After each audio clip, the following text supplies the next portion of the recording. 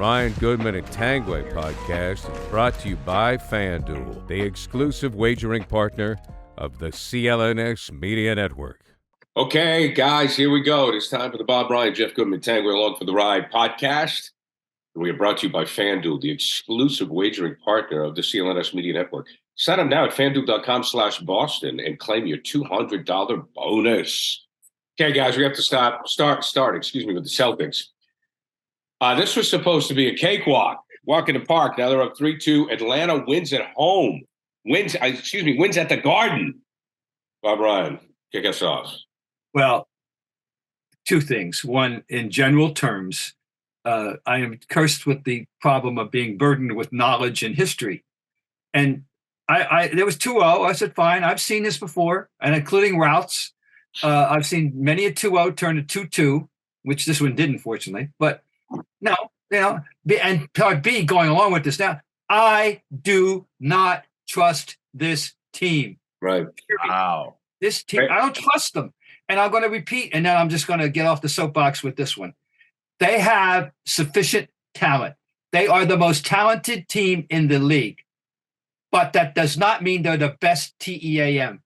They have to prove they know how to win, when to do what, when to answer the bell. And I'm watching this game last night, and I'm sitting there, and I'm saying, guys, you got enough points. Stops. You need stops now to put this game away.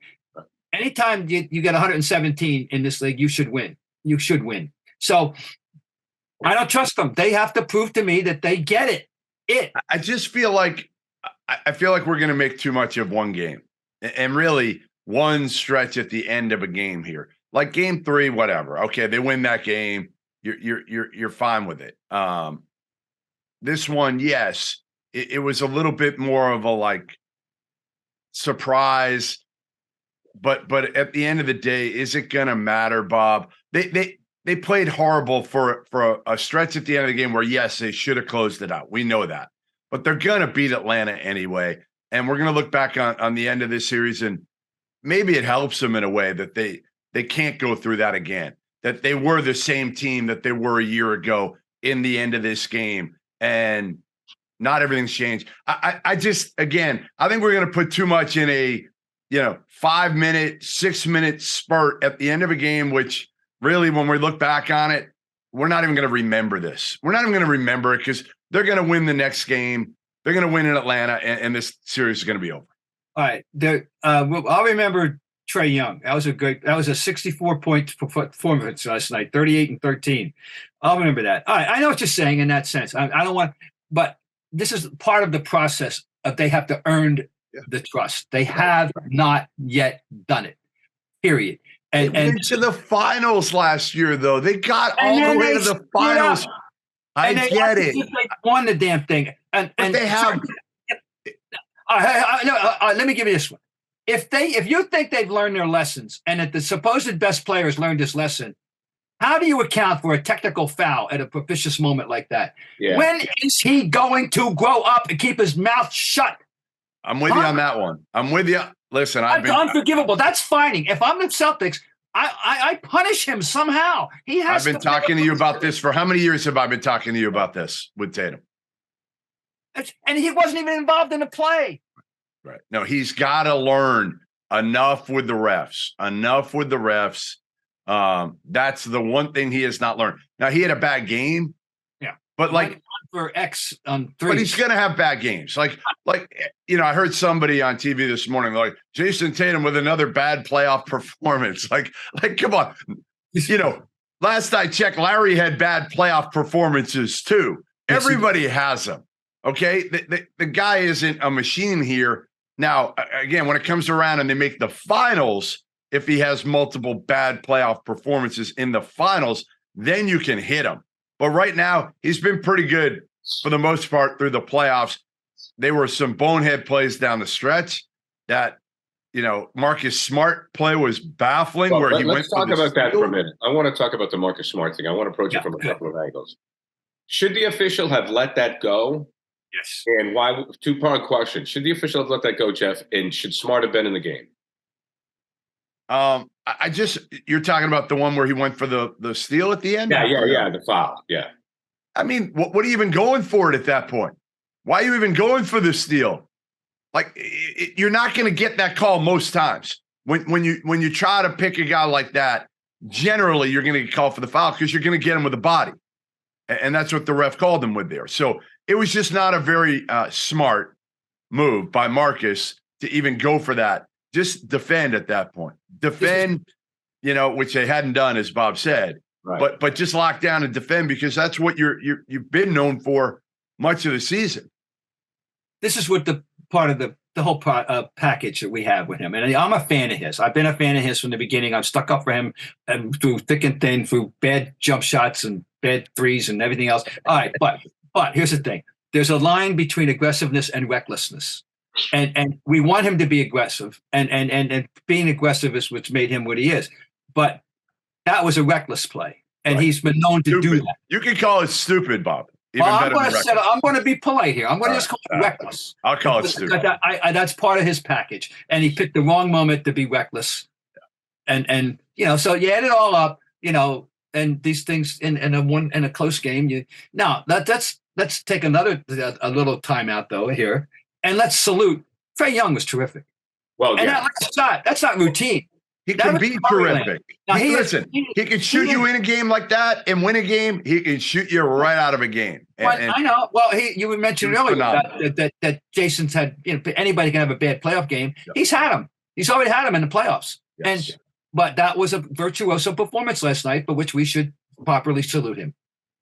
Now, I was going to say, at the end of the day, you look at the Celtic mistakes, and it's very hard for Celtic fans to feel this way, but he had 16 of his 38 in the fourth quarter. His team's on the brink of elimination. Yeah. So do you say that Trae Young won the game, or the Celtics lost the game, Bob? Well, I mean, I think they should. It doesn't bother me. What bothers me, not losing to him, but leaving. Bay hurt them. Collins hurt them. Bogdanovic hurt them. Their rotations were non-existent at times to get up on guys that can make those shots. They should be, and they were uncontested. Show me, other than Trae Young, anybody that made a contested three last night. They were like shooting it like pregame warm-up. And that bothers me. I can live with a great player, and he is a great player. Whatever off the court package problems he presents to the Hawks, that's not our concern. But all I know is that young man can play this game, and that was a great performance. He made things happen. No, but it's the other guy. Listen, if Trae Young is the number 2 guy on an NBA team, that team can contend for an NBA title. Trae Young is your number 1 guy. Cannot lead you to an NBA title because of his inconsistency and also his lackluster performances on the defensive end of the court. But listen, without DeJounte Murray too, we haven't even mentioned that. Right. It was an incredible performance, especially in the fourth quarter by Trae Young. They earned it. Like Bob said, they completely earned it. And the Celtics didn't help matters with their pitiful defensive performance as well. Yeah. Okay. Guys, quick break in the action here. As I tell you that grand slams, no hitters, and double plays are back. There's no better place to get in on the MLB action than FanDuel, America's #1 sportsbook and official partner of Major League Baseball. And new customers en masse can get in on the action with $200 in bonus bets guaranteed when you place your first $5 bet. Just sign up at FanDuel.com/Boston. Finally, you can bet on all your favorite sports, from the money line to point spreads to player props and more. It's so easy. Get the app. I mean, it's an app world. I mean, you just go to your app and get it done. Even Brian can do it. So bet now on the app that's safe, secure, and super easy to use. Don't miss your chance to get $200 in bonus bets, win or lose. Visit FanDuel.com/Boston and make every moment more. FanDuel, official partner of Major League Baseball. 21 and present in mass. First online real money wager only. $10 first deposit required. Bonus issued as non-withdrawable. Bonus bets that expire in 14 days. Restrictions apply. See terms at sportsbook.fanduel.com. Gambling problem? Hope is here. GamblingHelplineMA.org or call 800-327-5050 for 24/7 support. Play it smart from the start. GameSenseMA.com or call 800-GAM-1234. Okay, now let's get back to the old man out west. Bob is hot on the Lakers. Bob, what do you got? I think that attention must be paid. I'm starting to worry about them. I mean, once again, we all know it. This is going to be a duh. If either, as long as he and Anthony Davis can stay healthy and on the floor, they're going to be trouble. But the fact that the recent history says that that's not necessarily going to happen. Anthony Davis is always one play away from getting the DL, the IL, whatever the hell they're calling it now. So anyway, yeah. But they look good. And would you agree, Jeff, that they really addressed their issues very well this year about shooting? The pieces that they've added have really enhanced this team. Yeah, I thought Rob Pelinka did a good job. I don't know if it was Pelinka or LeBron or the combo, but some of the guys they brought in certainly have helped solve some of those issues. But ultimately, it comes down to the health, right? LeBron and AD have to be close to 100% for them to have a shot. But listen, it's good for the league. This is good for the NBA. We're only going to get a few more of these opportunities with LeBron in the postseason. Say it, he's 39, right? This is not yet. 38. It won't be 39. 39 in December. Sorry, 39 in December. My bad. That's okay. I was talking yesterday about how if he plays with Bronny that year, he'll turn 40 in the middle of the season if he plays with Bronny, which is another conversation. Very different conversation. But yeah, I mean, you're only going to get a few more opportunities to see LeBron in the playoffs. So, and we missed it last year. So to be honest, yeah, I want him to get to the Western Conference Finals. I think it's good for the NBA. I mean, at the beginning of this whole thing, we were thinking the West, LeBron, Durant, the Warriors. Yes. I mean, now both conferences are worth watching. Embiid and the Freak are hurt. It's more balanced now because of KD. Yeah. Right. KD shifted the power because he took it away from Brooklyn and moved it to Phoenix.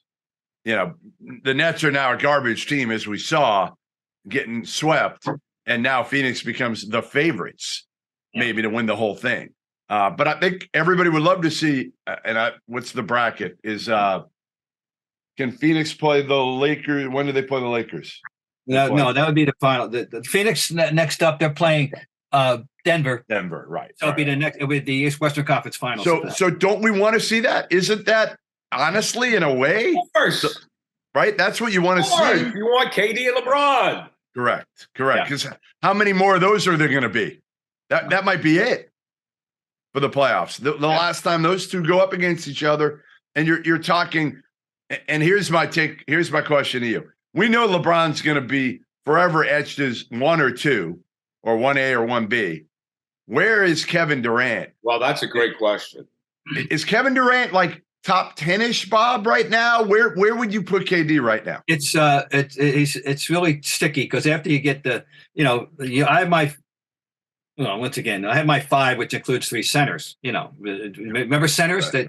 Yeah, and then of course it's LeBron and Michael. That's 5, and Magic and Larry, or Larry and Magic, whichever you want to win, is 6 and 7. Now we draw the line, and I think Duncan is right there. I love Duncan.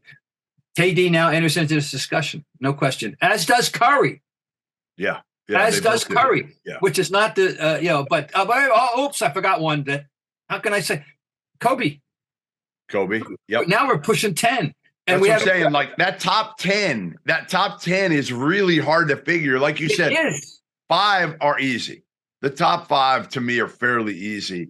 I don't know how you don't have Magic and Larry you have to have them in your top 10. Have to. I'll argue that right now. They're still sticking, whichever one you want, 6, the other one 7. But correct. So now we got contending to close it out. We mentioned we got Kobe, you got Duncan, you got Durant, you got Curry, and then of course the triumvirate of the people the youngsters don't know about, frankly, Oscar, Jerry, and the guy who was better than both of them the last 5 years of his career, John Havlicek. People don't realize how good he was anymore. So and then if you want another, by the way, my number 4 center is Olajuwon. That's he's a top. I mean, guys, but the way I look at KD is, and you have to use your imagination a little bit, is if Brooklyn worked He's definitely top 10. If Brooklyn worked, and I'm not saying that they had to win a title, Right. but if Brooklyn worked and they were competitive and he was healthy and it wasn't the bleep show that it was, he's in the top 10. I mean, Bob, you've always said, the bottom line with KD is as a basketball player, he's phenomenal. He's a force. Obviously, he shoots threes like he's a freaking shooting guard and he's 7 feet. So I think he will redeem himself. I mean, if I'm the marketing guy in the NBA, this is the redemption tour of Kevin Durant, right? Yeah. I mean, well, he can win it as, I guess, the best player on the team, but is he now? Is Devin Booker the best player on this team? He has been in this series. He had a casual 47 last night. He's been ridiculous. Yeah. But Devin Booker, like, there's some guys that you look at and you're like, all right, 40-point club. Like, Devin Booker can do it over and over and over. Like, Devin Booker is going to go down as, I mean, he's young. He can go down to the top. He's on a Hall of Fame. He's on a Hall of Fame trajectory right now. Exactly. No doubt in my mind about that. He's on a Hall of Fame trajectory, which means that Phoenix is putting a lineup out there with 2 guaranteed Hall of Famers, a third guy on the trajectory, and a good center who's good enough in the middle. Yes. Good enough. Yes. He's not. He doesn't have to be great. Ayton does not have to be great. He's just got to clean up the glass. He runs the court. He finishes. He blocks shots. He's athletic. Yeah, no, he's perfect for what they need. He's kind of what I always envisioned, like, could James Wiseman have become with Golden State? And he never did, obviously. No. So, well, but the discussion is fun. And this is why it's a very legitimate and appropriate discussion when you just about Durant and where these and Curry too, where they fit in the all-time scheme. It's a fun discussion. And certainly, the worst you can say about either one of them is 12, top 10, 11, 12. Yeah. Well, I have a feeling by the end of these playoffs, Durant's going to be back in the top 10. He's always been top 10 talent to me. He just hooked himself to the wrong wagon. Yeah, so let's get to the Bucks. Boy, Jeff, this has turned. The Bucks are on the brink. Yeah, I mean, well, you get a combination of bad health and Jimmy going ballistic, and all of a sudden your backs are against the wall. I still think the Bucks can come back from this and win the series. You do, but well, I mean, yeah, if Giannis is healthy, yeah, I mean, he comes out and you don't know how backs are going to feel. He looked good, but not himself in the last game when he came back, not as dominant. But again, here's the thing: for the Heat to win again, like, Jimmy's got to go for 30 plus. He can't have an off game. Well, that's the way it's always been. Correct. I mean, even when they won the finals, he was out of his mind. But you had Tyler Hero before who could make things happen off the bounce. You're a little bit more limited now because, again, Duncan Robinson's back in the rotation again, playing because Hero's hurt. So you're more restricted and more reliant on Jimmy than you ever have been. Yeah. I thought Bam would be a better player. Well, he's not an offensive. That's not his game. That's never been his game. So everybody that was hyping Bam up, Bam's a great defensive big man and a solid offensive player, but you're not going to him down. Like, you're not throwing it to Bam Adebayo on the block. He's actually better at facing up against bigs than he is about scoring on the block. It's interesting. Just before you mentioned Robinson, it is interesting because he was on the what list in that team for 3 months. He wasn't playing. He was DMPing every night, and now they need him, and he did look pretty good the other night. And it would be very interesting to see, how much, what his contribution is going to be, given that he was, you have to dust him off. What town is he from in Mass again, Jeff? Duncan is from it's like a little island outside Portsmouth, New Hampshire, called. I've driven through it. Tiny little island. Newcastle. Newcastle, that's right. No kidding. Yes, that's where he's from. Yes. I didn't know that. Oh, I've had many a libation out of Newcastle. We'll leave that one alone. Great spot, by the way. Great spot. It's very nice. Small. Not a lot on Newcastle. Not a lot there.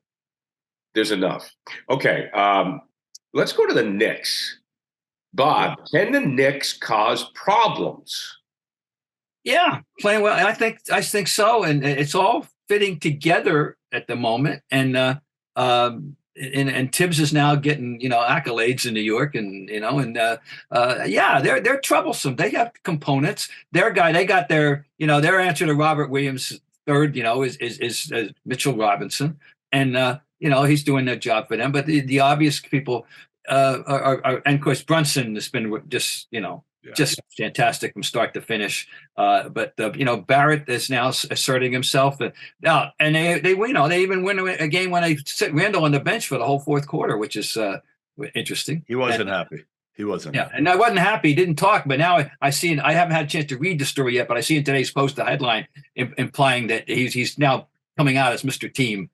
He's suddenly saying the right thing. But the fact is, he sulked after that game. He did not meet with the media. Anyway, the answer to your question, Gary, yeah, they can be trouble, and I think they're going to win this series. I think, and against Cleveland, and they can be trouble. I mean, you could see a Knicks Miami series. Think about that. That's fun. That's a fun series. To get to the Eastern Conference Finals, what's kind of cool about that series? You have two Villanova point guards that were questioned over and over again when they were coming up in Kyle Lowry and Jalen Brunson. The old guy, Kyle Lowry, started kind of Jay Wright's run at Villanova in a lot of ways. The tough, undersized, doesn't look the part, not a great athlete, can't really shoot it great. Against Jalen Brunson, the younger guy who, again, doesn't look the part, not a great athlete, not a great shooter, all of that. So I think that would be a kind of a fun matchup in that series. But they got their fandom back. They got the Garden rocking back. And you mentioned earlier, Jeff, about how it's good to have the Lakers. It's always good to have a team in New York. Yeah, and that's ratings will be good. Way too long without one, and it's good for the league because they are polarizing. People love them or hate them, but they pay attention. When New York is good, imagine having Boston, New York, L.A., Miami, all in there, and then KD and like Phoenix. Phoenix is. I mean, this would shape up to be a pretty good, final 8 teams for the playoffs. And obviously Philly. You got Philly too, another big market. Very appealing, and stars. MD, of course, is. And you could have Kurt. Golden State. I mean, I think everybody look Sacramento. I feel like what Sacramento's like. They're like the 15th seed. They're like the 15th seed in the NCAA tournament. Don't beat this in his Kings. Don't beat this in his Kings. I get it. All I'm saying is they're cute right now. They're cute, but you don't want to see them get to the Final Four. I don't want to see them beat Golden State. You can take that. They're cute. He called your team cute. I do, but you'd rather see Sacramento than Steph. I want to see Golden State and Steph with one more ride, just like LeBron and the Lakers. Well, if it happens, it happens. I'll enjoy it, but I've had enough. I want to see. I want to see Sacramento, but speaking of which, this whole Fox thing is kind of mystifying. What exactly is the issue with the hand that he says he's going to play now? Yeah. Okay. Tough kid. He's actually a tough kid. I'm a huge De'Aaron Fox guy. Huge. Have loved him. And it's great to see him kind of, obviously played in a big stage at Kentucky in college, but they didn't go to a Final Four, and he's played in anonymity the first few years of his NBA career, and frankly, he couldn't shoot. But that's the biggest difference. And it's the misnomer, guys, is always that a non-shooter in high school and college can't become a good shooter. They can. If you work on it, that is the one area you can absolutely improve more than anything else. Jaylen Brown has done it in Boston. De'Aaron Fox has done it in Sacramento. There's a lot of guys who have done that. A lot. Good work. The one that I can never get enough thought about, I mean, I just am fascinated by it, is Brook Lopez turning himself into a 3-point shooter. Right. When you look see what he did, how he came into the league, and what he's turned himself into. And you should have seen him in AU ball. You should have seen him back in AU ball. Yeah. Oh my God. Yeah. Him and his brother. I mean, yeah, even at Stanford. I mean, he never stepped out. To me, he's exhibit A about what you said. Yep. All right, guys. Anything else on your mind before we say so long? Basketball wise? No, I think that covers it. Good. Well, we have some sad news in the basketball community and the Celtic family. But a woman that we knew and all thought a lot of and worked with, Heather Walker, who worked in media relations with the Celtics, lost her battle with cancer last night. So we just wanted to offer condolences to her family and the Celtic family. And, I guess she was a sweet, I just remember Heather's greatest asset as far as she was always, when Felger or I or somebody or Greg would say something that would, irritate Wick. Wick is very defensive about his team, as we know, which makes him a great owner. I have no problem with that. Heather always had to smooth it out. She'd be like, guys, really, come on. I mean, and she was great. She was very, very good at her career. And it's a sad day. Awful. One of the nicest people I've ever met. I mean, just always smiling, always helpful, super sweet. And just horrible news. Yes, I agree. Second emotion. Yeah. Gentlemen, on that note, thank you very much. We'll talk to you next week.